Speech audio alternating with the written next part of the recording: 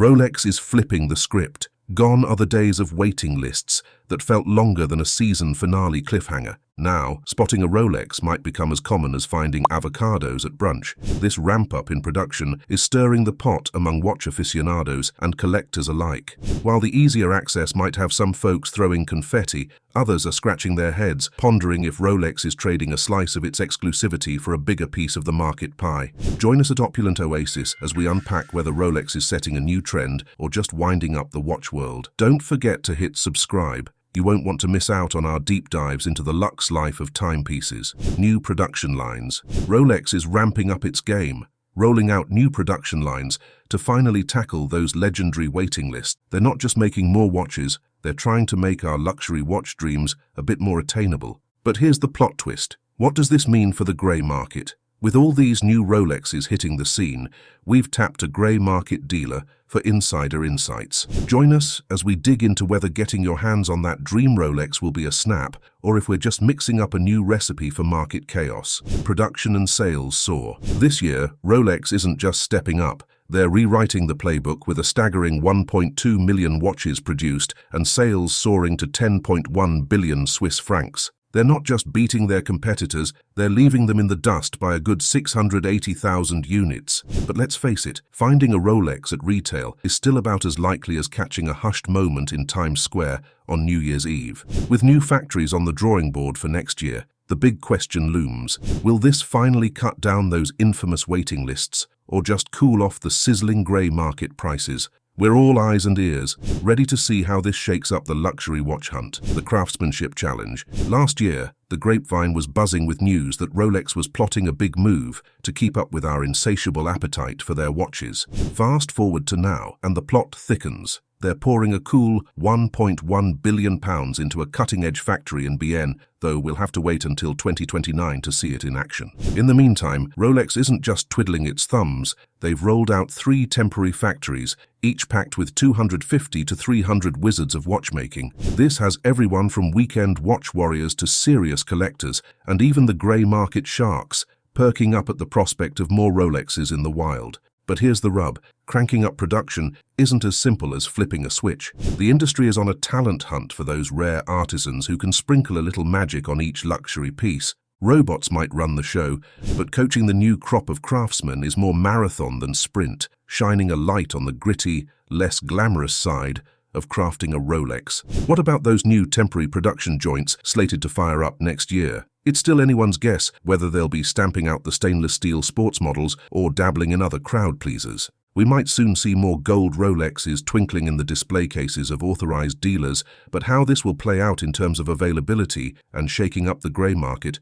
is still a bit of a head-scratcher. Lately, the wait for some smaller models, like the 36mm date just for ladies, has shrunk to just a few weeks. It seems Rolex might be mixing up its recipe, not just sticking to the classic stainless steel flavor. There's talk that one of the new factories might focus on gold and titanium, true moneymakers. Take the titanium Yachtmaster, for instance, which fetches a 50% premium over the Submariner, even with similar specs. Looks like Rolex is playing a savvy game of luxury leapfrog with its production strategy. When we chat about Rolex, we're not just talking timepieces. We're talking about entry tickets to a world where each watch is a slice of luxury and a smart investment. Now, let's stir the pot a bit. What if Rolex started churning out their coveted steel sports models as easily as your corner cafe pumps out morning coffees? That might take the sparkle off their exclusive aura, right? Suddenly, those hefty price tags might not pack the same punch if just about anyone could stroll into a store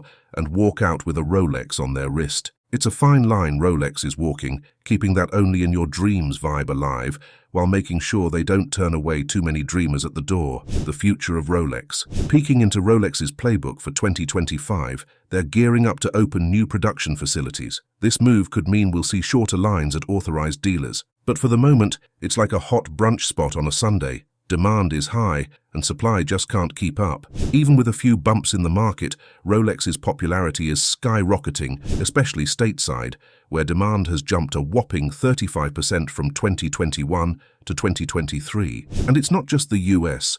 Places like Hong Kong, Japan, and several European countries are all riding the Rolex wave. It seems like everyone wants a piece of that Rolex luxury, proving it's more than just a fleeting trend. It's a global craze that's got staying power, with Rolex cleverly ticking along, planning their next strategic move. The grey market adaptation. Looking forward, Rolex's growth seems set to cruise at a comfy 4% to 6% annually until their shiny new production facility comes online in 2029. But let's not count our watches before they hatch. A ramp-up in production doesn't automatically mean supply and demand will suddenly fall into a perfect dance. It's more likely that as Rolex cranks up the production dial, demand will keep pace, like always wanting just one more scoop of your favorite ice cream. Those notorious waiting lists, they're probably not disappearing anytime soon, so keep your camping gear ready. Grey market dealers, on the other hand, are thriving amidst this scarcity, much like that clever friend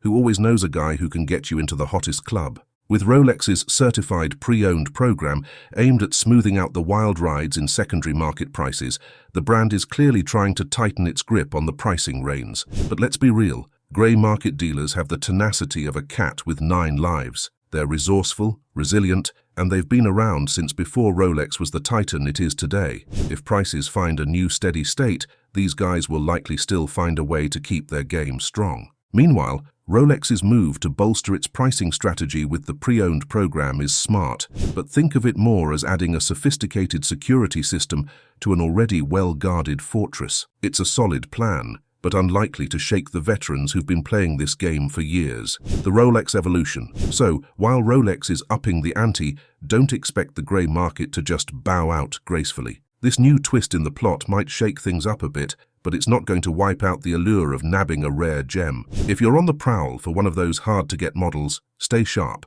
The chase adds a little spice to the adventure. Think of Rolex's new factories like pop-up shops. They're boosting production on the fly without getting tied down long-term. And don't be shocked if Rolex starts cranking out more showstoppers, like those glitzy gold and sleek titanium pieces. These luxe watches will still turn heads in the grey market, where buyers are always ready to pay a premium to jump the queue. The long-term effects of Rolex's ramp-up are still up in the air. Sure, we might see more watches at retail prices, but the grey market isn't about to roll over and play dead. There will always be deal hunters and line skippers eager for their piece of the Rolex pie. Essentially, Rolex is trying to spread the love without losing that exclusive charm that makes collectors swoon. Will this ruffle some feathers in the grey market? Probably, but it'll definitely keep things interesting in the world of Rolex. So, should we start biting our nails over Rolex ramping up production? It's a juicy dilemma. The real test for Rolex is striking that perfect balance,